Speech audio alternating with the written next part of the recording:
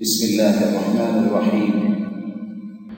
اللہ ذو الجلال ہم سب کے خالق بھی ہیں، مالک بھی ہیں، رازق بھی ہے۔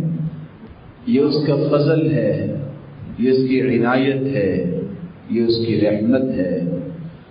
جس چیز کو چاہے فضیلت دے دے، جس جگہ کو چاہے فضیلت دے دے، جن ہستیوں کو چاہے فضیلت دے دے، جس وقت کو چاہے فضیلت سے نواز دے۔ وہ اکیلا ہی پوری کائنات میں تصرف کرنے والا ہے، کوئی اس کا ساجی اور شریک نہیں۔ ہر شخص کی نیکی میں اضافہ نہیں ہوتا۔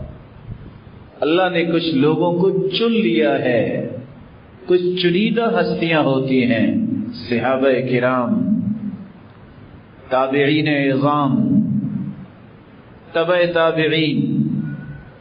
حدیث کے الفاظ ہیں، طوبى لمن رآنی وآمن بی، وطوبى لمن رأى من رآنی، ولمن رأى من رأى من رآنی، فطوبى لهم وحسن مآب۔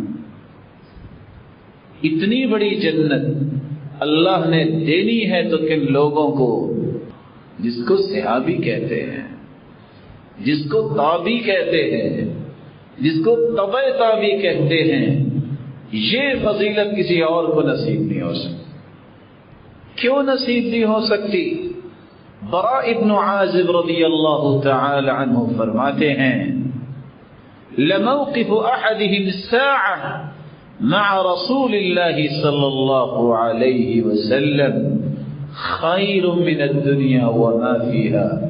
لوگوں، کسی صحابی کا ایک گھڑی اللہ کے رسول کے ساتھ گزارنا اتنے بڑے اجر کا باعث ہے، جو کچھ دنیا میں ہے یہ سب بیچ دیا جائے تو اس ایک گھڑی کی قیمت ادا نہیں ہو سکتی۔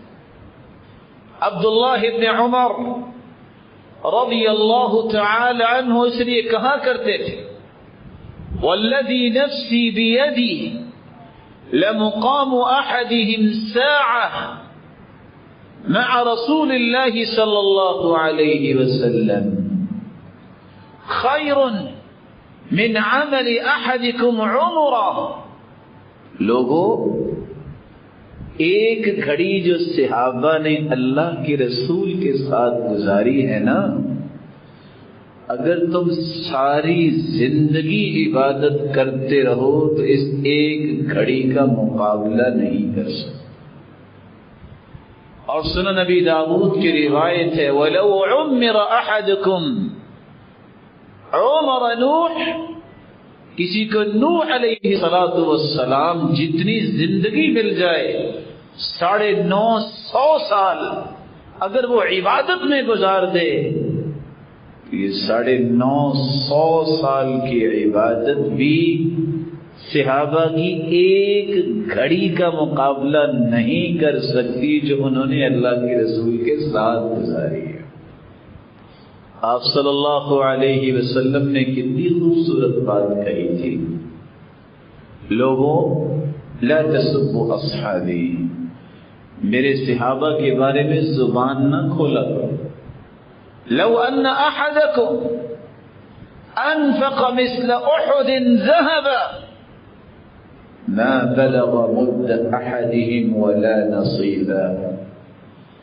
احد پہاڑ جتنا سونا تم اللہ کی راہ میں صدقہ کر دو تو وہ اگر ایک ہاتھ بھر کے جو دے دے صحابہ تو تمہارا احد پہاڑ جتنا سونا بھی اس قیمت کا نہیں ہوگا، کیونکہ وہ ہستیاں ہی ایسی تھیں۔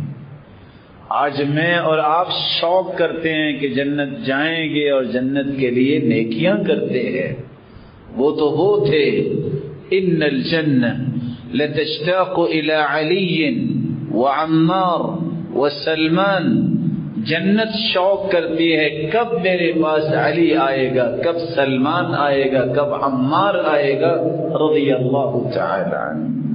جنت شوق کرتی۔ عبداللہ ابن مسعود رضی اللہ تعالی عنہ اپنے استاد کے لیے درخت پہ چڑھے مسواک اتارنے کے لیے. پنڈلیاں بہت باریک تھی، وہ ہوا آئی تو حرکت میں آئی. صحابہ مسکرا دیے. آپ نے دیکھ لیا کہ یہ کیوں مسکرا رہے ہیں.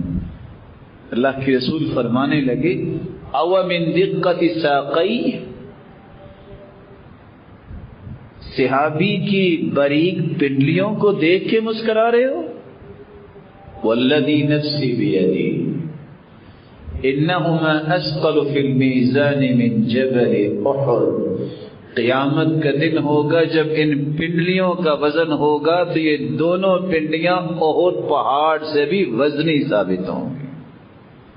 کیسے وزنی ثابت ہوں گی؟ ما ساقاہ الی حرام، ان پنڈلیوں کے ساتھ کبھی وہ حرام کام کے لیے گئے ہی نہیں پوری زندگی. تو نیکیوں میں اضافہ ہوتا ہے شخصیات کے اعتبار سے. ہر شخص کو یہ فضیلت نہیں ہوتی. وہ صحابہ ہیں، وہ تابعین ہیں، وہ تبع تابعین ہیں.